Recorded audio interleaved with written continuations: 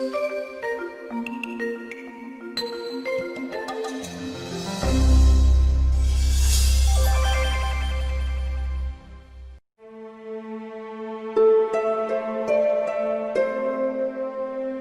muy buenos días. Muchas gracias, Ramiro, por tu tiempo en esta entrevista. ¿Cómo estás? Hola, Marc. Es un gusto estar contigo. Muchas gracias por esta invitación. Por favor, quisiera que nos cuentes un poco a qué te dedicas, qué es lo que haces, en qué se desarrollan tus actividades.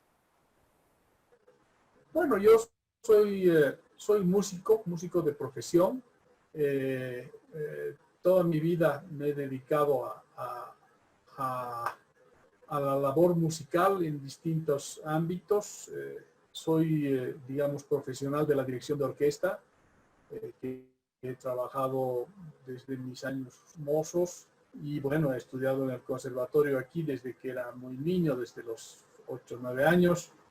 Y desde entonces, digamos, se ha encaminado, aunque al principio yo no tenía una conciencia cierta de que así fuera a resultar mi vida de músico. Al principio tenía yo más bien intereses normales, intereses de la juventud, del fútbol, en fin. No podría yo decir que desde que empecé a estudiar música estaba yo decidido a hacer eso. Y esa inquietud más bien surgió ya hacia el final del bachillerato, del colegio, que empezaron a aparecer algunas circunstancias de oportunidad de práctica musical que terminaron por llevarme a la decisión de dedicarme a la música profesionalmente. Tú has estudiado en Rusia, ¿no? Claro, después de terminar mis estudios aquí en el conservatorio de donde soy egresado, del Conservatorio de La Paz, la perspectiva de poder seguir estudiando era, infortunadamente, porque uno al final también lo que quiere es quedarse en su país y hacer las cosas aquí, era poder salir a estudiar afuera, y eso fue lo que mi madre, que era profesora en el conservatorio aquí, me dijo, ¿no? Cuando yo estaba en mis intentos de bueno, definir esa dedicación a la música, ella era la más preocupada, ¿no? Ella me decía, bueno, pero ¿y cómo vas a hacer esto? Aquí has terminado de hacer todos los estudios que podrías hacer, y bueno, si no puedes hacer estudios más serios, más profesionales, entonces, quién sabe, deberías nomás pensar en la idea de que la música sea un hobby, ¿no? Que sea un hobby serio, pero un hobby al fin, y que tú estudies nomás alguna otra cosa y bueno, y te sostengas con eso para poder llevar una vida mínimamente holgada, ¿no? Y la verdad es que ella me convenció con eso. Yo pensé y dije, claro, si no puedo salir a estudiar, esto puede ser complicado, ¿no? Y uno se vuelve un músico así un poco improvisado, ¿no? Con lo que ha podido más o menos hacer. Entonces, de esa manera, yo empecé a estudiar Derecho en la universidad, en San Andrés, y estuve 2 años estudiando Derecho. Claro, era un estudio de Derecho un poco sui generis, porque todas mis materias de Derecho estaban supeditadas a mis actividades musicales. Entonces, cuando alguna actividad musical se chocaba con alguna materia, la que salía perdiendo siempre era la materia, ¿no? Pero bueno, de todas maneras, aún así, hice un par de años de Derecho, y entre tanto estuve en la búsqueda de poder encontrar una beca, porque mis padres no tenían la posibilidad de pagar un estudio. Por otro lado, los estudios musicales suelen ser caros, ¿no? Porque como son distintos, entonces no era fácil. No era fácil conseguir becas, porque también en la visión de los países extranjeros, las necesidades de nuestro país no son la cultura, sino la productividad y en fin, esas cosas, ¿no? Entonces, naturalmente había muchas posibilidades de becas para todo tipo de profesiones, pero artísticas, musicales, no era fácil, no había. Entonces yo empecé a mandar una serie de cartas a Estados Unidos, a Alemania, pero bueno, recibía de todos lados respuestas con los mejores deseos, pero con la lista de precios al lado, ¿no? Entonces, claro, para nosotros eso era imposible. Hasta que en un momento dado, yo justamente en esos 2 años en los que estuve estudiando en la universidad, estaba aquí el director de la Orquesta Sinfónica Nacional, el maestro Rubén D'Artagnan, tal vez te acuerdas de él. Y él era mi profesor de dirección. Entonces yo tuve con él un par de años de clases de dirección y estábamos justo seguramente faltando un medio año o algo así para que él también ya se disponía a irse. Y él fue el que me propuso, me dijo, ¿y no te interesaría la idea de repente ir y estudiar en Rusia, en Moscú? Podemos probar en el Conservatorio de Moscú. Y claro, eso para mí fue una revelación, porque no se había pasado por mi cabeza esa posibilidad. De hecho, el Conservatorio de Moscú, tú sabes que tiene una importancia muy grande en el concierto de instituciones educativas musicales del mundo, ¿no? Entonces, ¿de qué estamos hablando? Estamos hablando del año 75, 76 más o menos. Ya. Que es cuando él estuvo aquí, si no estoy equivocado, hasta fin del 75, principio del 76 o algo así. Entonces, en esa época fue que surgió la idea de él y yo, claro, respondí entusiastamente y dije, claro, si fuera posible, me parecería una belleza poder hacer eso. Y entonces iniciamos un trámite de conseguir esa beca. Año 75 estaba de presidente el general Banzer vamos a decir, en lo mejor de su dictadura. Entonces era muy gracioso porque todas las becas para estudiantes llegaban al Ministerio de Planificación. Recuerdo eso. Y todas las becas que llegaban de Rusia, de la Unión Soviética en este caso, porque era la Unión Soviética, llegaban al Ministerio del Interior, ¿no? Entonces, como para decir, a ver quién se atreve, digamos, a pedir una beca, ¿no? Pero, bueno, el maestro D'Artagnan tenía muy buenas relaciones con toda la gente del gobierno, instituciones, por ser director de la orquesta, ¿no? Entonces, increíblemente, conseguimos que el propio ministro porque entre las becas que mandaba la Unión Soviética no había música, tampoco, obviamente, ¿no? Entonces, conseguimos que el ministro de Educación, que en ese tiempo era Educación y Cultura, hiciera un pedido de un par de becas para música a la Unión Soviética. Una para mí y otra para el pianista Ramiro Sanginés, que tal vez lo recuerdas, un extraordinario pianista cochabambino, que más joven que yo, en ese tiempo era jovencito, era un muchachito.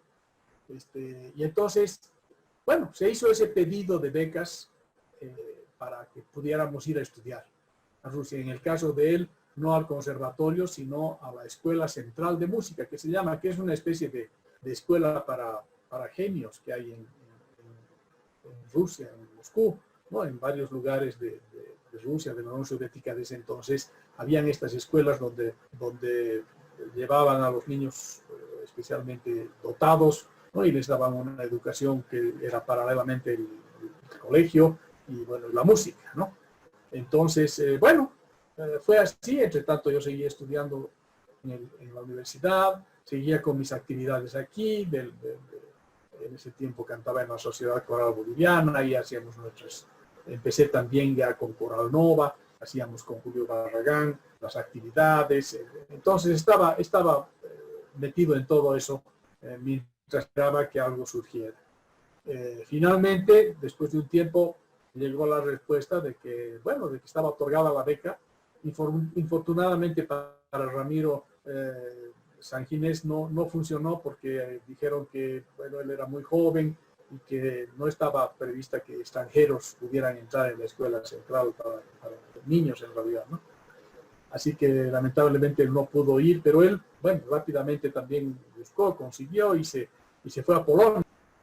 Así resultó y un tiempo después, después de algunas peripecias, porque había habido una confusión ahí con mi beca, se olvidaron de avisar aquí que había salido la beca, y entonces cuando la embajada me llamó a mí y me dijo que había la beca, en realidad la beca había salido para el año anterior. Entonces, ¿cuál era el problema de esto? El problema de esto era, yo me fui a mediados del 77, del año 77. Entonces, a principios del 77 o por ahí, me avisaron de la embajada que la beca había sido otorgada. Y entonces, bueno, empezamos los trámites y esto, y nos dijeron, sí, bueno, la visa va a llegar en cualquier momento, seguramente, ¿no? para poder ir. Y bueno, iba pasando el tiempo y la visa no llegaba, y no llegaba, y no llegaba, y no llegaba. Entonces, y el mismo de la embajada decía, pero esto es muy raro, porque no, ellos nos han dicho que la beca está otorgada. Entonces, es muy raro que no llegue la visa. No entiendo qué puede pasar, hemos preguntado y también están preguntando, pero no saben qué pasa, no saben dónde es la... Entonces, claro, ya después entendí cómo era el monstruo de la burocracia soviética, entonces uno comprende que cualquiera de estas cosas puede pasar, ¿no? Entonces, nada, en un momento dado parecía que la cosa se iba a echar a perder porque nunca llegaba la visa, y el mismo de la embajada nos dijo, mire, yo sé que ustedes son amigos del embajador Carlos Serrat. Carlos Serrate Reich acababa de irse a Moscú como embajador de Bolivia. Y entonces nos dijo, miren, yo creo que la única solución para esto es que él les envíe una invitación para que él vaya a Moscú, y en Moscú vayan al ministerio y pregunten qué está pasando, por qué, y no sé qué, y vaya con esa visa, y ya una vez que... Bueno, ese fue su consejo, y eso fue lo que sucedió. Don Carlos, que era un entrañable amigo de mi papá, pues por supuesto que accedió gustoso a esto, me mandó la invitación y me fui a Rusia a ver qué pasaba con esa beca, y llegué ahí, y bueno, y entonces, bueno, ahí ya hicimos unos trámites, íbamos al ministerio con una de las secretarias que hablaba obviamente español de la embajada, y entonces íbamos a preguntar y esto y lo otro, y bueno, y después de hacer las pesquisas llegamos a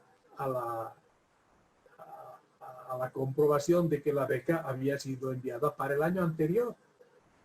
Es decir, había salido el año anterior, y por lo tanto, por eso la visa no llegaba, porque ahí en el ministerio mandaron que la beca, aquí en la embajada no me avisaron, por lo tanto no fui, y entonces en el ministerio dijeron, bueno, seguramente algo ha pasado y no va a venir, pues entonces activaron eso y listo. Lo cierto es que tuve esa suerte de tener a don Carlos Serrate de amigo, porque de no haber sido así, pues no hubiera podido ir, se hubiera frustrado todo. Y bueno, entonces ya me fui a Moscú y empecé a estudiar allá, en el conservatorio.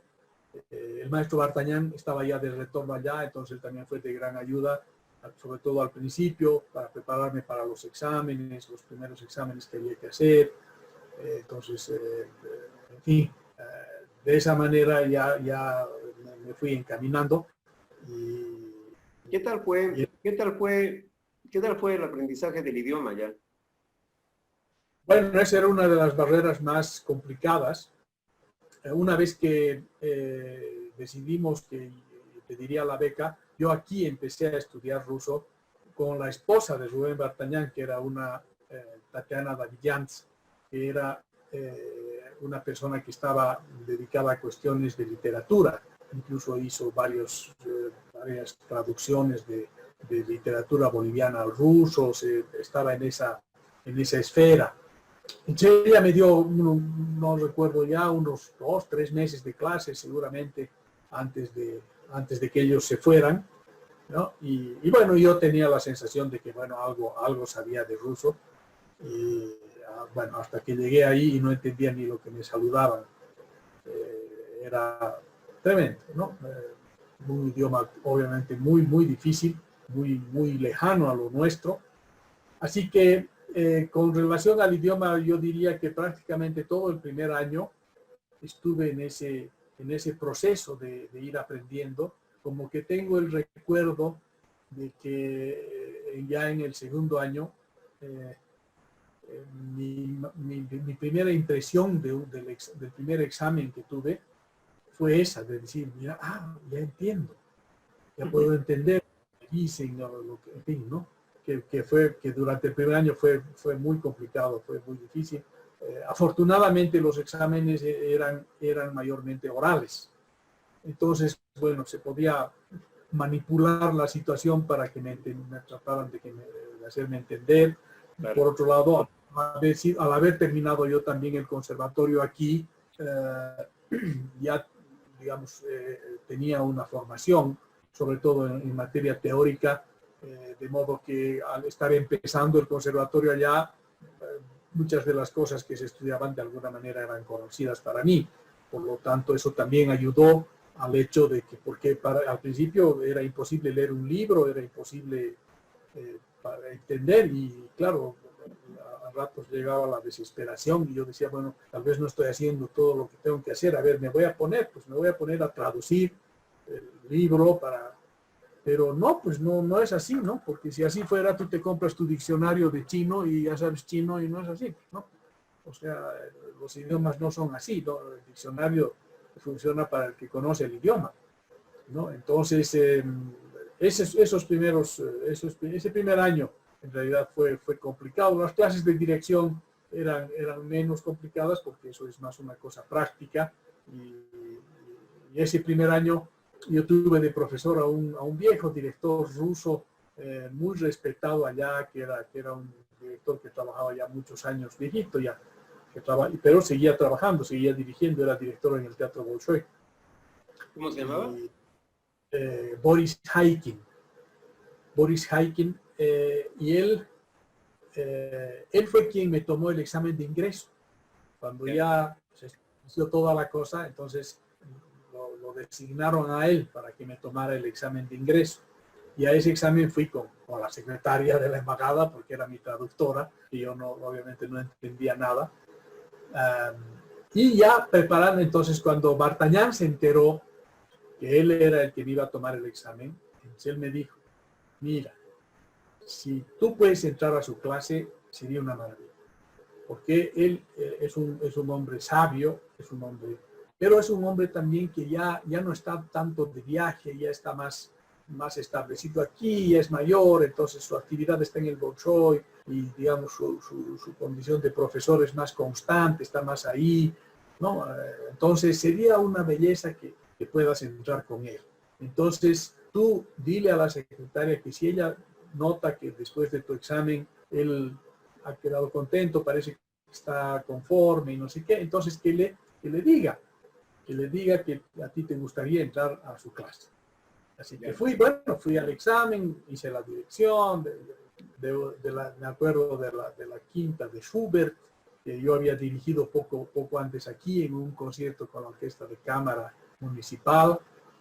Así que, bueno, la tenía bien trabajada y aparte con Vartañán habíamos trabajado, en fin. Pero, claro, era una situación tensa porque yo le decía, él me decía, bueno, ¿y cómo va a ser el examen?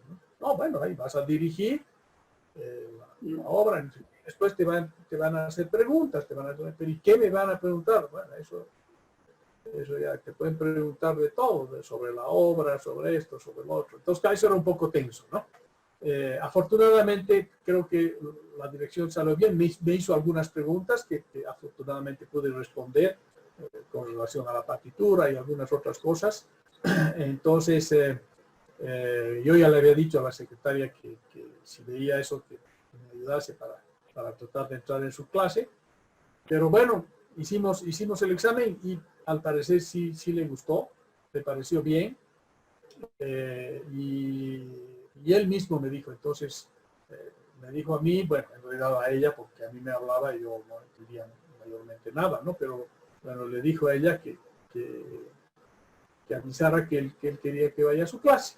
Entonces resultó perfecto. Y claro, ya después también descubrí que él tenía algún tipo de esos afectos que aparecen de no sabe uno dónde, ¿no es cierto? Pero yo descubrí que él tenía una hija que estaba casada con un peruano Yeah. que vivía en Perú. Entonces, claro, yo llegué de Bolivia y claro, entonces seguramente el viejito dijo, este pobre peruano, no, lo ayudaremos, no sé qué, esto, lo otro. Y entonces me acogió y me acogió con mucho cariño. Incluso a veces nos daba clases en su casa, no solo a mí, porque éramos 4 alumnos, no son más que eso, los alumnos de dirección normalmente en cada profesor, 4 o 5, digamos, no son más. Entonces a veces decidía darnos clases en su casa, entonces íbamos a su casa en uno de esos edificios soviéticos. Ahí nos invitaban a algunas cositas, yo iba feliz. Y él era muy cariñoso, había tenido un diccionarito de español. Yeah. Un diccionario, un rojito, que yo lo tengo por ahí porque después me lo regaló él, era un diccionario ruso-español, así pequeñito. Entonces, de repente, a veces cuando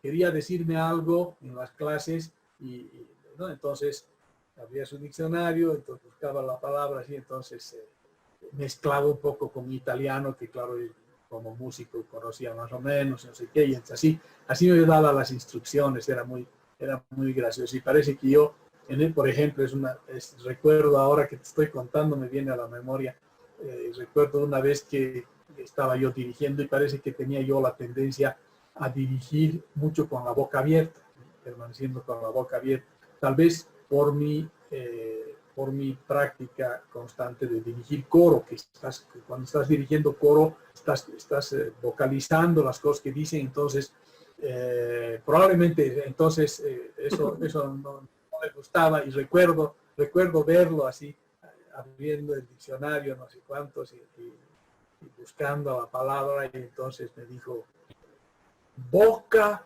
sempre aperto. Entonces, claro, que quería decir, estás siempre con la boca abierta dirigiendo, no está bien, tienes que cerrar la boca para la distancia. Eso puede funcionar como un gesto para algo, ¿no? Pero no puede ser con la boca abierta, pues, ¿no? Así que fue así. Muy infortunadamente, él falleció al término de mi primer año. Empecé yo en septiembre y en mayo, es más, una semana, una cosa así, algo antes de mi examen de ese primer año, se murió. Qué pena. Boris Imanuelovich, tan bueno que era conmigo y todo eso. Bueno, fue un golpe muy complicado para mí, porque además, como te digo, él era muy cálido conmigo, ¿no? Se sentía que me protegía, en fin. De hecho, no solo a mí, a todos los del curso, como él era director en el Bolshoi, nos consiguió unos pases para entrar al Teatro Bolshoi, como si fuéramos trabajadores ahí, si tuviéramos algo que ver ahí, alguna función. Entonces nosotros podíamos entrar al teatro el momento que quisiéramos. Por lo tanto, cada noche a las óperas, a los ballets, a todo íbamos, porque teníamos ese pase para poder entrar, y uno iba y se paraba ahí detrás en algún palco de pie y veías y todo, pero veías, podías ir a varios de los... Él era el director del teatro, quiere decir que es uno de los mejores teatros, o es el más prestigioso en Moscú, ¿cómo es en ese entonces? El Teatro Bolshoi es el más prestigioso de Moscú. De hecho, de Rusia, de la Unión Soviética también, aunque el Teatro Mariinsky de Leningrado o de San Petersburgo también es un teatro muy considerado, pero son los dos teatros más grandes, digamos, de lo que en ese momento era la Unión Soviética. Él era uno de los directores de ese teatro, no era el director principal, o sea, el director, digamos, porque era ya muy mayor, ¿no? Entonces ya eso implica trabajos también, no solamente de dirigir, sino administrativos y de otro tipo que, claro, ya no estaba en condiciones de hacer. En su momento era igual muy exitoso y todo, pero ya estaba, era un tótem, pues, de los directores viejos, ¿no? Que estaba en el teatro, y obviamente nos consiguió esos pases y pudimos, todo ese año, pude ir a ver, bueno, todo tipo de óperas, de espectáculos, y muchos de los ensayos que hacían, que también era tanto o más útil que ver una función. En fin, fue muy interesante. Y bueno, imagínate que se muere pocos días antes. Yo llamé a su casa porque teníamos que concertar una cita para una clase. Y me atiende su esposa. Y bueno, yo le digo, ya más o menos a esa altura, ya era casi un año, entonces ya nos hablaban, ¿no? Entonces le digo, quiero hablar con Boris Emanuelovich para ver qué de nuestra clase, y la señora me dice, no, mira, es una situación complicada, Boris Emanuelovich se ha muerto hace una hora, una cosa así. Uy. Y entonces yo en el teléfono, y bueno, ya hablamos después, no sé qué, y me colgó. Entonces yo dije, no estoy entendiendo bien, tal vez, ¿cómo no puede ser? Pues estaba perfecto, no, o sea, no había ningún problema, no estaba enfermo, nada. Tal vez he entendido mal lo que me ha dicho, ¿no? Entonces lo llamé a Bartaña y le dije, maestro, ¿usted sabe algo de esto? Porque he hablado con la esposa de él y me ha dicho esto, pero yo tal vez he entendido mal. Porque, bueno, puede haber sucedido, no sé, no puedo creer, no sé qué. No, me dice, no sé nada. Pero, a ver, déjame, voy a averiguar, voy a ver qué, no sé qué, llámame en tanto. Entonces, bueno, después de un tiempo lo volví a llamar y me dijo, no, sí, es verdad, hace un par de horas que se ha muerto. Qué horror. Bueno, todo un desastre. Pues imagínate, eran un par de semanas antes de mi examen de primer año. Pero además de eso, todo lo que implicaba que esa persona tan buena conmigo y tan generosa, en fin, se muera, y de una manera así tan inesperada, ¿no? Bueno, si ya pasó la cosa, tuve que dar mi examen yo solo para ir era la primera vez que estaba dando examen de año, nunca había dado porque era el primer año. Y hacíamos un ensayo, ahí hay una orquesta que está prevista para los estudiantes, entonces con esa orquesta haces ensayos, preparas, y después frente a un jurado das el examen, ¿no? Dirigiendo la orquesta. Entonces, generalmente cuando haces tu ensayo con la orquesta, tu profesor está ahí, está ayudando, te está aconsejando, en fin. Pero bueno, pues entonces me mandaron, qué chistoso, me mandaron a otro profesor a que me ayudara, digamos, en el ensayo, a prepararme para el examen y todo eso. Que era el profesor Ginsburg, que era más viejito todavía. Sí, ese profesor sí que ya casi, entonces, bueno, él algunas instrucciones me dio, algunas cosas me dijo, así, pero hablaba suavito y apenas se movía y lo llevaban, en fin. Bueno, finalmente, bueno, pude dar mi examen y fue nomás bien, y ya me volví aquí después de ese primer año, volví aquí de vacación.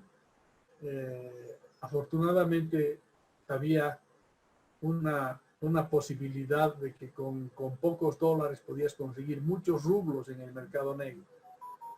Entonces, de esa manera es que yo pude volver esos años, porque de lo contrario, con pasajes normales que costaban $2,000-3,000, imposible hubiera sido volver. No, así que, no, pues, con $300-400 comprabas ese pasaje de ida y vuelta de Moscú a La Paz, en Aeroflot, obviamente, ¿no? Claro. Bueno, entonces ya me vine aquí y un poco con la incertidumbre de qué pasaría al volver. Y al volver, cuando ya volví el segundo año, estaba yo caminando un día por ahí en el conservatorio y un empleado de la facultad de dirección me dice, mañana tienes clase con Rosjes, con Gennady Rosjes, ahora te explico. Entonces, Gennady Rozhesvensky. Y yo me quedo perplejo, porque Gennady Rozhesvensky era el director estrella de la Unión Soviética. Pues era ha sido uno de los más grandes directores rusos de todos los tiempos, ¿no? Dirigía en todo el mundo, o sea, y además íbamos a verlos, porque era todo un espectáculo verlo dirigir. Era nuestra, ¿no? Era nuestra charla, entre los directores de orquesta era nuestra charla de siempre. Hay conciertos de los Jazz, hay que ir, y no sé qué, y conseguíamos entradas como que, imagínate que me llame y me diga que tenía que ir a su clase. Fue una cosa, yo no sabía qué hacer, cómo, y bueno, me dio la hora el aula y se fue. Entonces ahí fui a presentarme y claro, simplemente lo que pasó es que bueno, había muerto mi profesor, no pusieron un nuevo profesor, sino que los 4 o 5 que éramos alumnos ahí nos repartieron entre los otros profesores que había, ¿no? Porque había unos 4 profesores, 4 o 5, ¿no? Entre cada uno nos repartieron hacia los alumnos. Imagínate, a mí me toca los 10 meses. Una cosa monstruosa. Una suerte, pero increíble, ¿no? Así que pasé a la clase de él y no sin dificultades, porque obviamente él era un profesor, como te digo, que estaba en la cumbre de su éxito, entonces dirigía en todos lados, iba, venía, viajaba. Entonces pasé de tener 2 clases a la semana a tener una clase cada 2 meses, ¿no? Porque este hombre, claro, no, era extraordinario y era una cosa impresionante, pero claro, estaba todo el tiempo viajando, con conciertos y todo eso, ¿no? Pero claro, eran unas clases extraordinarias, pues, impresionantes, ¿no? Después de un tiempo... Eso puede ser diferente también entre un profesional y otro profesional, en este caso es de la música, que pueden ser muy buenos ejecutores en sus trabajos, pero no tienen la capacidad de enseñar. Puede suceder. En este caso sí tenía. Sí tenía porque era un hombre extraordinario, pues. Entonces el solo hecho de poder relacionarte con él te abría un mundo de ideas, de cosas, de conceptos, ¿no? Y además dueño de una técnica manual para dirigir. Esto, una cosa bárbara, ¿no? Entonces, no, pues era algo maravilloso. Entonces, pero, bueno, aprecio de que lo veías una vez cada 2 meses, ¿no? O una vez al mes si tenías suerte.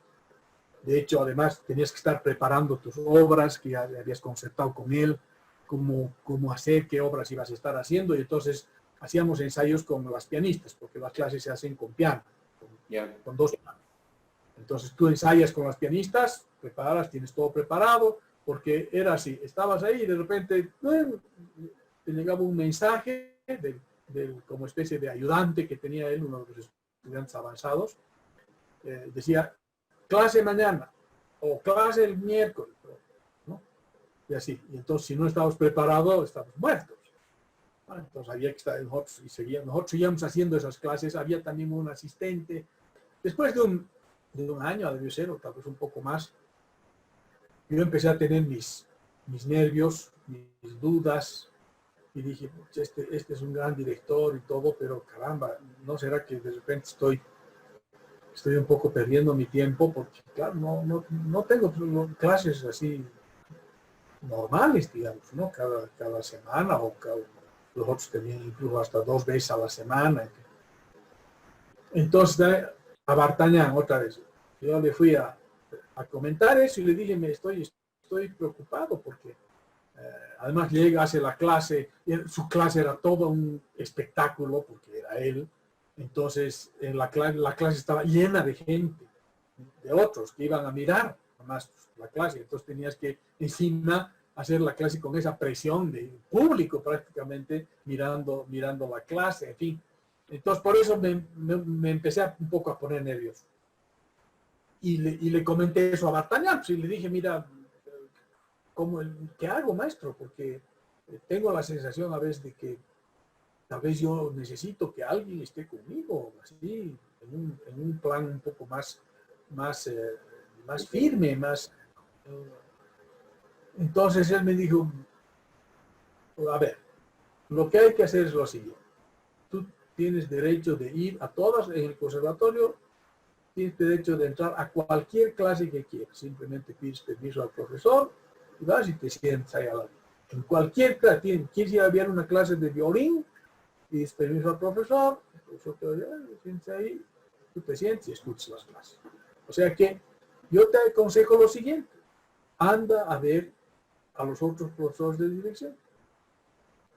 Anda, pides permiso, te sientas, oyes la clase, ves cómo es y ves. Y entonces ahí vas a ver si realmente piensas que necesitas otra cosa, entonces a ver qué otro profesor te puede resultar bien, ¿no?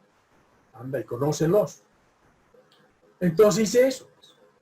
Y me fui a sentar ahí a las clases de los profesores.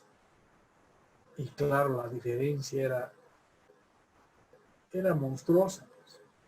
Porque claro, este tipo te abría el mundo, pues, con sus ideas, con sus explicaciones, en fin, o sea, era una cosa espectacular. Entonces, no, fui a oír las clases de los profesores y volví donde él y le dije, no, así sea que incluso no me dé bola a él, no, yo no, o sea, estas son las clases, esto es claro. Y yo creo que él hizo eso a propósito, ¿no? Entonces él me dijo, claro, si te parece que no está yendo bien, anda a ver las otras clases, ¿no? Dime, ¿qué es lo especial que tenía él en cuanto a su visión del arte o de la música o de la personalidad? ¿Qué es lo que le hacía a él tan diferente del resto? Aparte de los conocimientos musicales en sí, ¿había algo más? Bueno, justamente una visión, ¿cómo es muy difícil de explicar, porque es un conjunto de cosas, pero que están implícitas también en su propia personalidad de cómo hacer, que te daba una indicación de algo, ¿no? Y te abría un mundo de cosas, ¿no? Te descubría una serie de cosas, o te hacía una muestra de cómo hacer esto y era una muestra técnica, pero impresionante, ¿no? Mientras que los otros eran, digamos, profesores buenos, normales, ¿no? Estaban dando una clase con las cosas, pero no o sea, es hasta difícil explicar, ¿no? Cómo es eso, pero tú te encontrabas con esa personalidad ahí y son gente que tienen otra dimensión, ¿no? Es otra dimensión, es otra visión, ¿qué es? Es otra dimensión de personalidad, otra dimensión de percepción de la música, de las obras, de lo que te está diciendo, ¿no es cierto? Que no es solamente, no, mira, mueve tu mano así o mueve tu mano así, ¿no? Que eso sí es importante, es muy importante, llegado el caso, pero no, pues y aparte, obviamente, teníamos las posibilidades de que cuando volvía, entonces tenía concierto con alguna vez, íbamos a los ensayos, y en los ensayos era otra cosa tremenda, otra cosa maravillosa, ¿no? De estar viendo cómo haces, cómo consigues resultados de esta, de la otra manera, en fin.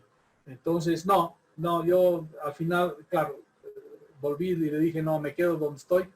Y Alguna vez me pasó a mí que hablando con una de estas personas, una persona joven en realidad, que yo le estaba contando algo que era muy simple, pero yo sentía que esta persona me envolvía con su entendimiento, ¿no? Algo así. Como que captaba absolutamente cada palabra que yo decía, mientras que si decía exactamente lo mismo a otra persona, era como un intercambio de información nada más. Esta otra persona me captaba completamente. Tal vez había ese concepto de que esta persona capta todo y circula todo y engloba todo y esa tal vez sea la diferencia con otros.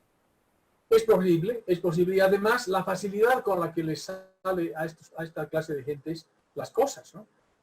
Tú lo veías dirigir cosas técnicamente complicadísimas de repente, y para él eso es como cuando ves a un pianista, ¿no? Tocando cosas endiabladamente difíciles y que el hombre o sea, no le significa mayormente nada, ¿no?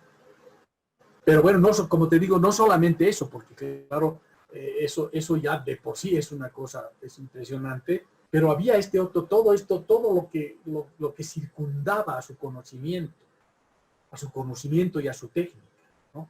Todo, aparte, bueno, su experiencia, las cosas que te hablaba, y, o sea, era un conjunto de circunstancias que era maravilloso poder compartir, ¿no? ¿Has encontrado en tu carrera o en tu vida personas así? No necesariamente que sean músicos, sino que tengan esa capacidad de, no sé, entendimiento o de visión. ¿Has encontrado? Bueno, hay personas, uno muchas veces se encuentra con gente que uno dice, ¿cómo hacen para saber tanto, ¿no?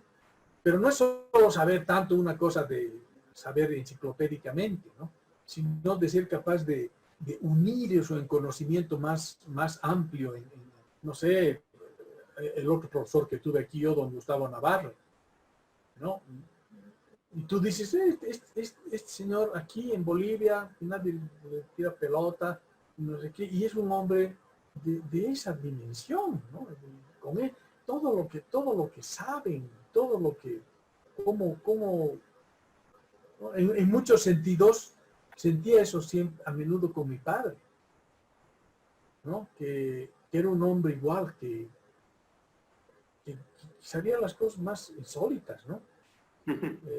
Era capaz de hilar y de manejar circunstancias de todo tipo de una manera que uno no espera, ¿no? Uno no se imagina, y que de repente con humor, no solamente con el conocimiento, ¿no?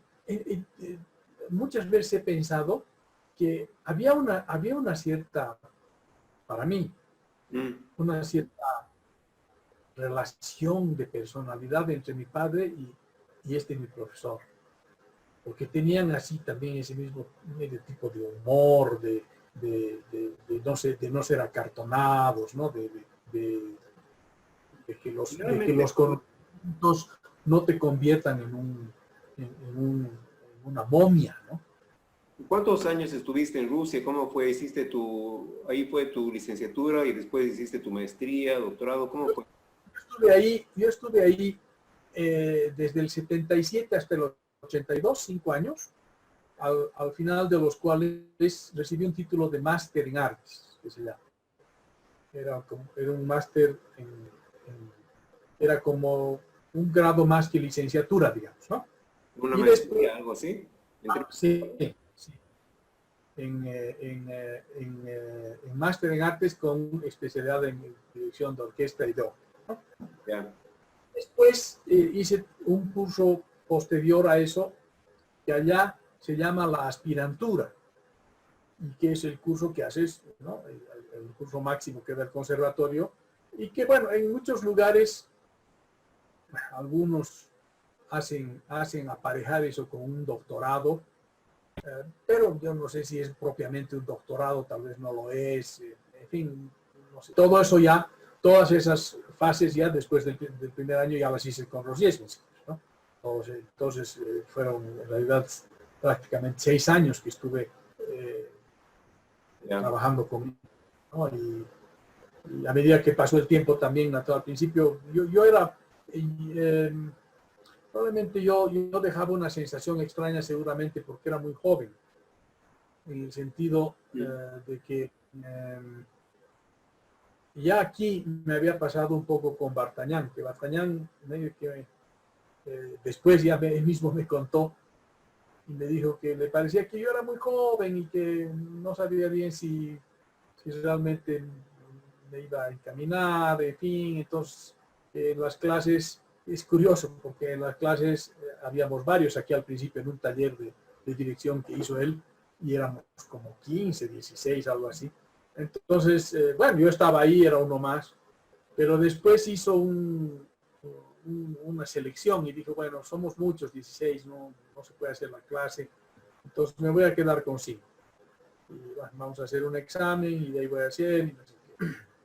Y entonces, cuando yo di ese examen, él me cuenta que a él le parecía que yo era muy joven, y que no, los otros eran un poco mayores, en fin, que estaban más asentados. Entonces, él me dice, en realidad, quien te metió a la clase, porque al final me escogió, entre esos 5 que él escogió, me dice, fue mi esposa, ¿no? Porque yo comentando con ella y diciendo, no, estoy aquí, no sé a quiénes voy a poner, en fin, ahí, esto, lo otro, entonces parece que estaba entre una persona más y yo. ¿No? Entonces, seguramente comentó con ella y no sé cuántos, y me dice, no, y ella me dijo con una convicción tan grande, me dijo, no, a ese lo tienes que meter. Ese va a estudiar, va a ser director. No, pero parece, no, a ese lo tienes que meter, vas a ver. Y me dice, y entonces me convenció, no sé de cómo me convenció, y bueno, y ahí entré, y después de un tiempo, al final de cuentas, otros 3 tuvieron que salir, quedamos 2, y al final yo quedé como su único alumno. Buenísimo. Y después, yo me acuerdo, Ramiro, que alguna vez te escuché decir de que, no sé si mientras estabas estudiando allá o años después cuando volviste, te encontraste con una situación, en ese entonces la Unión Soviética era todavía, bueno, la Unión Soviética, ¿no? Era un comunismo muy fuerte. Y hubo un incidente, creo, con un director o algo así, que lo enviaron como castigo a que haga la misma obra durante muchísimos años en diferentes lugares, pero ese era su castigo, que haga esa obra durante todo ese tiempo. ¿Te acuerdas tú de ese caso? Sí, claro. Claro. ¿Cómo? No, ¿Cómo era eso? ese director era Bartañán, pues. Ah, era él. En realidad, y claro, no era un castigo así, ¿no? No era en un sentido de decir, bueno, ahora usted va a dirigir esta obra y nada más. No era así. Pero así resultaba, porque él, él cuando se fue de aquí, parece que hubo algunas acusaciones o cosas que hicieron algunos a la embajada de que el tipo le gustaba mucho andar con los extranjeros aquí, con los europeos, con los gringos. Eso por un lado. Y por el otro lado, su padre trabajaba en Moscú, tenía un cargo alto en el Ministerio de Cultura. Y parece que era un hombre algo complicado, entonces tenía muchos enemigos. Entonces, cuando su padre murió y él estaba aquí, volvió, todos esos enemigos se concentraron en él. Y le cerraron todas las puertas para poder seguir su carrera, ¿no? Entonces, él tenía un hermano, una hermana que estaba casada con un famoso pintor. Así funcionan las cosas, ¿no? Y este pintor que tenía algunos contactos importantes en el ministerio, en fin, lo dejaron años prácticamente, o sea, sin trabajo, solamente iba alguna vez que algún amigo o conocido lo invitaba en alguna orquesta de alguna ciudad, de otras ciudades, entonces ahí iba, dirigía algún concierto, eso era una vez al año, y 2 veces, y volvía, en fin, era tremendo, era una situación tremenda. Entonces, finalmente esta hermana y su cuñado consiguieron que lo metan como uno de los directores del Bolshoi, como de que era Haiki, ¿no? Entonces, entró, lograron hacerlo entrar ahí, por lo menos aquí, pero ahí, claro, de la manera más tremenda, era una ópera la que estaba a su cargo. Y solamente dirigía esa ópera.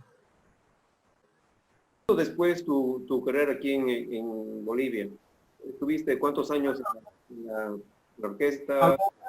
En la orquesta en la Sinfónica he estado yo unos 9 años más o menos de director, entre el 82 y entre el 82 que volví y el 91 en que finalmente ya me fui todo el tiempo a Honduras, ¿no? Que fui en Honduras, me llamaron para fundar la orquesta sinfónica porque no tenían sinfónica allí. Entonces igual un conocido de Moscú, un chelista hondureño que estaba también ahí en Moscú, me llamó y bueno, terminé yendo ahí a Honduras y en Honduras he estado 4 o 5 años haciendo eso y trabajando con la orquesta, que era una orquesta mayormente de jóvenes músicos, muy talentosos, muy interesante. Es una experiencia muy valiosa para mí también esa,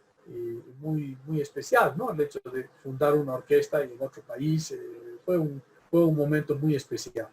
Al terminar esa experiencia, que un poco coincidió también, porque ahí para hacer la orquesta en Honduras, que se hizo con grandes dificultades, un país muy parecido al nuestro en las carencias y en las dificultades para hacer las cosas. Se hizo eso con un apoyo de la universidad, básicamente en el principio de la Universidad de Honduras, y tuvimos una suerte enorme porque el momento en el que fundamos la orquesta, que fue en el año 91, entró de presidente Rafael Leonardo Callejas. Y como él había acabado de entrar de presidente, entonces lo invitaron a este concierto, ¿no? Al que yo fui todavía desde aquí, no estaba todavía definitivamente allá. Y lo invitaron por invitarlo, porque finalmente, como uno dice, ahí lo vas a invitar y vas a pensar que el presidente de la República vaya al concierto de la orquesta, eso, ¿no? Pero curiosamente se presentó el presidente en el concierto. Y claro, y se quedó estupefacto de ver esa orquesta enorme, de casi niños. Pasadas unas 2 semanas del concierto, recibe una llamada telefónica y dice, no, aquí está llamando, aquí le habla la secretaria del presidente. El presidente manda a preguntar que cómo es del concierto de la orquesta, que no le han dicho nada y que él está esperando porque él quiere participar en eso y no sé qué. Pero no, este quedó impresionado y mira, los 4 años que hemos trabajado con la orquesta, él ha sido nuestro patrocinador más grande. En su momento aquí hemos hecho una cosa parecida con la Orquesta Sinfónica del Conservatorio, en combinación con el profesor José Durán, que fue el que me impulsó a mí para hacerlo, y con la colaboración de Gabriel Rebollo, cuando él fue director del conservatorio, teníamos ahí una orquesta de cámara linda, de cuerdas, muy linda, muy buena, muy bien hecha, pero Gabriel Rebollo fue el que nos dijo, tenemos que convertirla en sinfónica, no sé qué. Entonces, él llegó a la dirección del conservatorio y prácticamente nos obligó. Yo digo, no, a partir de este año hacemos sinfónica, pero no hacemos sinfónica. Y entonces, bueno, empezamos a hacer, y todo ese año tuvimos actividad con sinfónica, y era una orquesta muy linda, muy bien armada, de puros jóvenes, gente trabajadora, gente dispuesta, deseosa, ¿no? Que es algo maravilloso, pues. Dos preguntas más y con eso pudiéramos terminar esta entrevista. La primera, que es muy linda, contanos de la Coral Nova. Bueno, Coral Nova ha sido mi, y es hasta ahora, ¿cómo puedo decir? Mi hogar artístico, ¿no? Desde el año 72, que es cuando empezó Coral Nova, así con la estructura con la que tiene ahora más o menos, y que yo ingresé ahí como tenor y como charanguista. Yeah. ¿Estaba Julio Barragán? ¿Estaba ahí? Julio era el director, claro. Y ahí empezamos a hacer distintas formas de expresión coral, con instrumentos, a capela. Después hacíamos también, seguramente influidos por los swing singers y esas cosas que había en esos tiempos, algunas transcripciones de música instrumental para coro, que esa parte la dirigía yo, y toda la parte folclórica y de instrumentos que dirigía Julio. En fin, así trabajamos prácticamente hasta el año 82. En el 77 yo me fui a estudiar, y en el año 82 yo fui un mes, estuve en Santa Cruz, organizando el coro Santa Cecilia, que me llamó don Mario Estensor. Correcto. Estuve ahí. Cuando yo terminaba eso, ellos primero intentaron que me quedase yo dije, no, pues yo ya estoy nombrado director en la Sinfónica, en La Paz. En ese, justo el enroque resultó porque Julio estaba con ganas de salir de aquí de La Paz.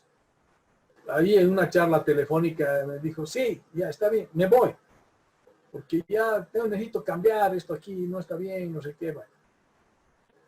Entonces yo les dije eso, y bueno, efectivamente, pues abrazaron la idea de que Julio se vaya allá, y él se fue allí, y yo me volví después de ese mes que tenía previsto estar ahí en Santa Cruz, y tomé a mi cargo Coral Nova. Y Coral Nova entonces desde ese año, el 82, está bajo mi dirección, y es el lugar donde siempre he tenido no solamente mis posibilidades de expresión musical, sino además el grupo de amigos y de hermanos que hemos conformado a lo largo de los años. La última pregunta que yo quería hacerte es, ¿cuáles son tus obras favoritas para dirigir? En orquesta o en coro, no sé, lo que tú quieras. Pero no sé. Alguna vez me han hecho esa pregunta, o varias veces. O también hay la pregunta de cuál es tu compositor favorito, ¿no? Y la verdad es que yo he respondido también alguna vez que es difícil para mí, por lo menos como músico, establecer esas... Tengo compositores favoritos. Tengo naturalmente compositores a los que quiero mucho. A Brahms, a Shostakovich, a Mahler, a Arvo Pärt, en fin, muchas cosas, ¿no? Pero decir el favorito o la obra favorita, yo he llegado a descubrir que, en mi caso por lo menos, la obra favorita que me gusta dirigir es la obra que estoy dirigiendo en el momento. Porque es como que uno se mete en eso, ¿no? Te metes en eso y estás y descubres y dices, qué cosa más maravillosa, en fin, ¿no?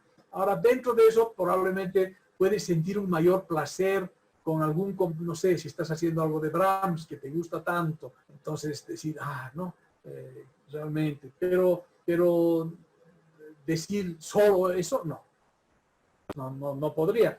Y creo por eso que lo más cercano a la realidad, en mi caso, es esa. Excelente. Muchísimas gracias, Ramiro, por tu tiempo. Ha sido una entrevista muy linda. Hemos intercambiado muy lindas ideas. Gracias por compartir tu experiencia de todo lado, ¿no? Académica, humana, profesional. Muchas gracias. Gracias a ti, querido Marcos. Es un enorme placer verte otra vez y me alegro que hayamos podido tener este encuentro. Excelente. Muchas gracias. Chao, Ramiro. Adiós. Chao, querido Marcos.